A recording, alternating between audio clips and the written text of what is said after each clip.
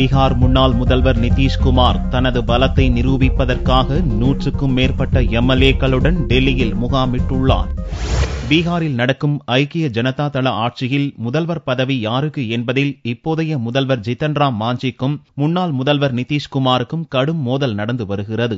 ஐக்கிய ஜனதா தள சட்டசபை தலைவராக நிதிஷ்குமாரை கட்சி எம்எல்ஏக்கள் தேர்வு செய்த போதும் முதல்வர் பதவியிலிருந்து விலக ஜித்தன் ராம் மாஞ்சி மறுத்து வருகிறார். ஐக்கிய ஜனதா தளம் எம்எல்ஏக்கள் மத்தியில் தனக்கும் ஆதரவு இருப்பதாக கூறி வரும் மாஞ்சி பாரதிய ஜனதாவின் 88 எம்எல்ஏக்களுடன் ஆட்சியில் நீடிக்க திட்டமிட்டு பிரதமர் மோடியை டெல்லியில் 2 தினங்களுக்கு முன் சந்தித்து பேசினார். இதனிடையே தனக்கு ஆதரவளிக்கும் ஐக்கிய ஜனதா தளம், லாலுவின் ராஷ்டிரிய ஜனதா தளம், காங்கிரஸ் கட்சிகளைச் சேர்ந்த 130 எம்எல்ஏக்களுடன் பீகார் கவர்னர் கேசரிநாத் திரிபாதியை சந்தித்து ஆட்சி அமைக்க நிதிஷ்குமார் உரிமை கோரினார். ஆனால் ஆட்சி அமைக்க நிதிஷ்குமாருக்கு கவர்னர் திரிபாதி அழைப்பு விடுக்கவில்லை. இதனால் தனக்கு ஆதரவளிக்கும் 100க்கும் மேற்பட்ட எம்எல்ஏக்களுடன் 2 விமானங்களில் பாட்னாவிலிருந்து புறப்பட்ட நிதிஷ்குமார் டெல்லிக்கு செவ்வாயன்று இரவு வந்து சேர்ந்தார். தனக்கு ஆதரவளிக்கும் 130 எம்எல்ஏக்களின் அணிவகுப்பை ஜனாதிபதி பிரணாப் முகர்ஜி முன்னிலையில் நடத்த தீர்மானித்துள்ள நிதிஷ்குமார் இதற்கு ஜனாதிபதி மாளிகையில் அனுமதியும் கேட்டுள்ளார். ராஷ்டிரபதி பவனில் எம்எல்ஏக்களின் அணிவகுப்பை நடத்துவது குறித்த இறுதி முடிவை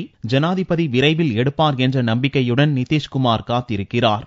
கவர்னர் திரிபாதியின் காலதாமதத்தாலேயே எம்எல்ஏக்களின் அணிவகுப்பை நடத்த வேண்டிய சூழலுக்கு தான் தள்ளப்பட்டதாக கூறும் நிதிஷ்குமார் ஐக்கிய ஜனதா தளம் கட்சியில் பிளவு ஏற்பட்டதற்கு பாரதிய ஜனதா தலைமைதான் பொறுப்பு என்றும் சாடினார். இதனிடையே ஜித்தன் ராம் மாஞ்சிக்கு பதிலாக ஐக்கிய ஜனதா தளம் கட்சியின் சட்டசபை தலைவராக நிதிஷ்குமாருக்கு அங்கீகாரம் அளித்து பீகார் சபாநாயகர் உதய் நாராயண் சௌத்ரி பிறப்பித்த உத்தரவுக்கு பாட்னா உயர்நீதிமன்றம் தடை விதித்துள்ளது.